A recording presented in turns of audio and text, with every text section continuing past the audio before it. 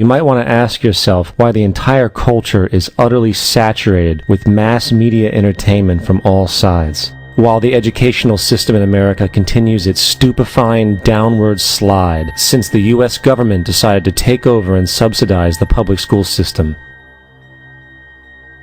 What your government pays for, it gets. When we understand that, then we look at government-financed institutions of education and see the kind of students and the kind of education that's being turned out by these government-financed schools. Logic will tell you that if what is being turned out in those schools was not in accord with what the state and the federal government wanted, then it would change it.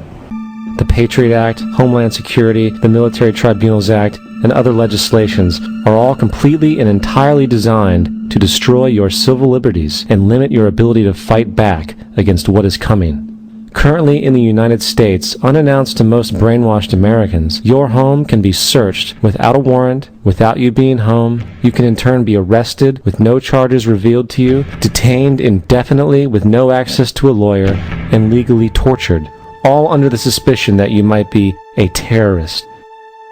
It's time to wake up. The people in power go out of their way to make sure that you are perpetually misled and manipulated. The majority's perception of reality, especially in the political arena, is not their own. It is shrewdly imposed upon them without them even knowing it.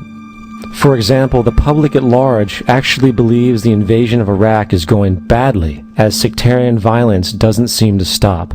What the public fails to see is that the destabilization of Iraq is exactly what the people behind the government want. This war is to be sustained so the region can be divided up, domination of the oil maintained, continual profits reaped for the defense contractors, and most importantly, permanent military bases established to be used as a launching pad against other oil-bearing, non-conforming countries such as Iran and Syria. The last thing the men behind the curtain want is a conscious, informed public capable of critical thinking, which is why a continually fraudulent zeitgeist is output via religion, the mass media, and the educational system. They seek to keep you in a distracted, naive bubble, and they are doing a damn good job of it. In 2005, an arrangement between Canada, Mexico, and the United States was made. This arrangement, unannounced to the public, unregulated by Congress, merges the United States, Mexico, and Canada into one entity, erasing all borders. It's called the North American Union, and you might want to ask yourself why you've never heard of this. In fact, there is only one mainstream reporter who has actually heard of and has had the courage to cover this issue. The Bush administration's open borders policy and its decision to ignore the enforcement of this country's immigration laws is part of a broader agenda. President Bush signed a formal agreement that will end the United States as we know it, and he took the step without approval from either the U.S. Congress or the people of the United States.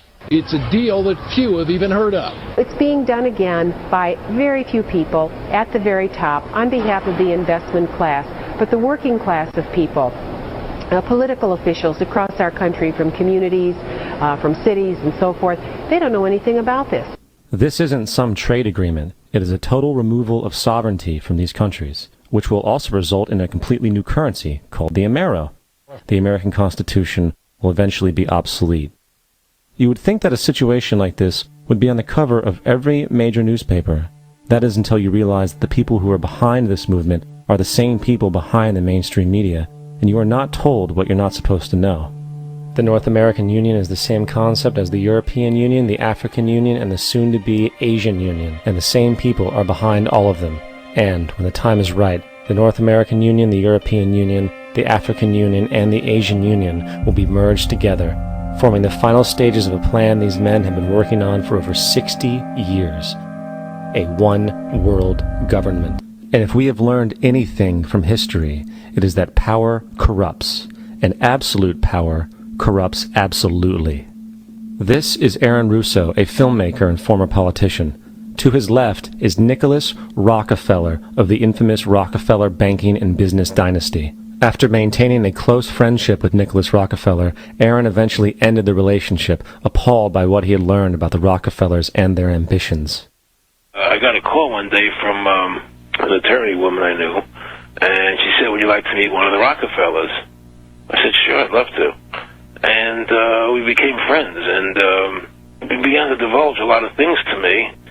So he said to me one night, he said that there's going to be an event there, and out of that event, you're going to see we're going to go into Afghanistan, so we can run pipelines from the Caspian Sea. We're going to go into Iraq to take the oil and establish a base in the Middle East, and we're going to go into Venezuela and try and get rid of Chavez.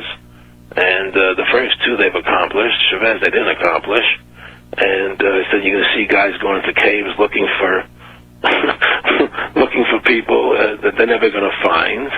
You know, he was laughing about the fact that you have this war on terror. There's no real enemy. He's talking about how by having this war on terror, you can never win it because it's an eternal war.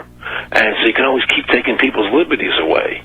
And I said, how are you going to convince people that this war is real? He said, but the media can convince everybody it's real. I mean, you know, it's just that you keep talking about things, you keep saying it over and over and over again, and eventually people believe it. You know, you created the Federal Reserve in 1913 through lies. You create 9/11, which is another lie.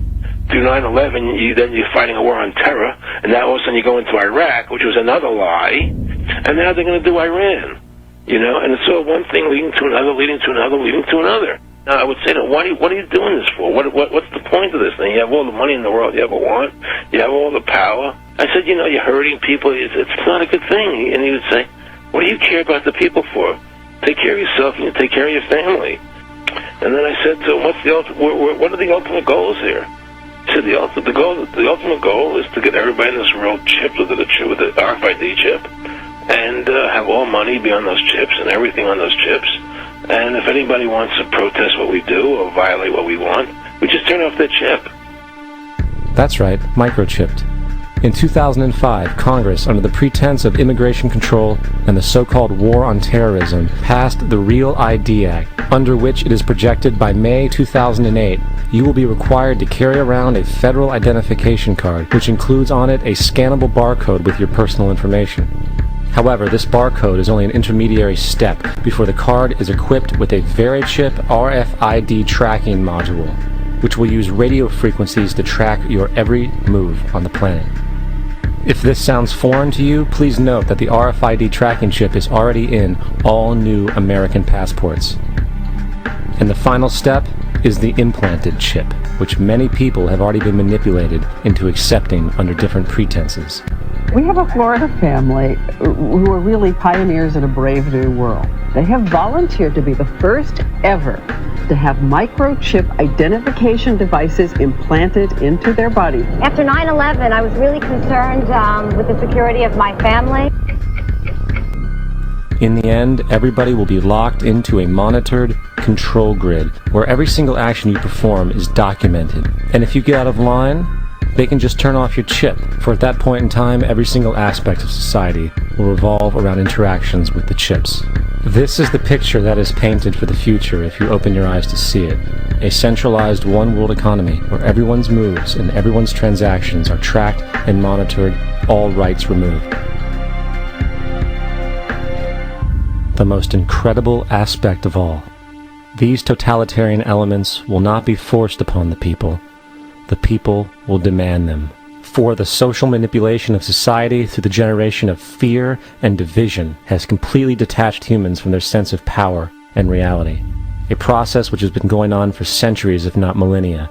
Religion, patriotism, race, wealth, class, and every other form of arbitrary, separatist identification and thus conceit has served to create a controlled population, utterly malleable in the hands of the few. Divide and conquer is the motto, and as long as people continue to see themselves as separate from everything else, they lend themselves to being completely enslaved. The men behind the curtain know this, and they also know that if people ever realize the truth of their relationship to nature and the truth of their personal power, the entire manufactured zeitgeist they prey upon will collapse like a house of cards.